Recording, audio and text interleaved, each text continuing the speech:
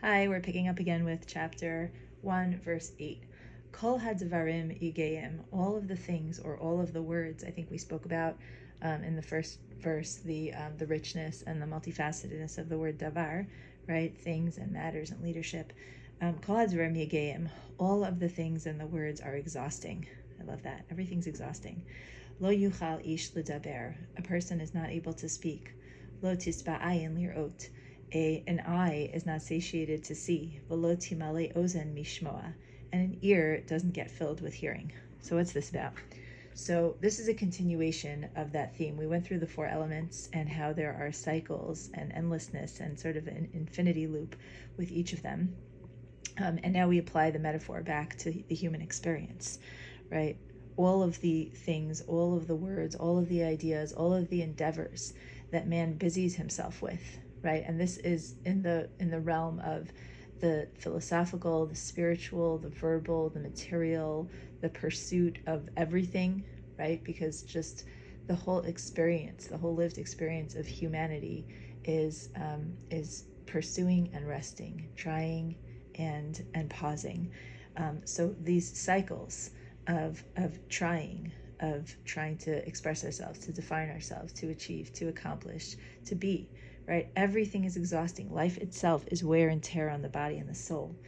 Lo yuchal ish ledaber, a person isn't able to speak. So the Talmud extrapolates from this, and the Medrash talks about this, how small talk, interpersonal conversation, dialogue is tiring, and that it's worthwhile to be balanced and to limit even that. Even talking in Torah is exhausting, right? Everything kind of like wears us down and takes a toll.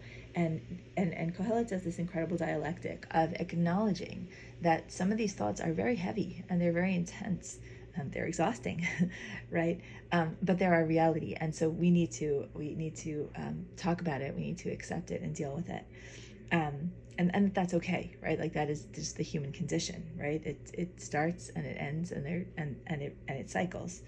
Lo yuchal ish ledaber, a person can't say all the things that need to be said. We can't do all the things that need to be done, right? Because one of the greatest frustrations that we have is constantly feeling like it's never enough, and we can't get to the end of it, right? Lo alecha amlacha ligmor v'lo ata ben chorin libatel mimena, right? We can't finish everything, and at the same time, we don't want to give up either. We keep sort of throwing those starfish back into the water, knowing that we're never going to get to all of them.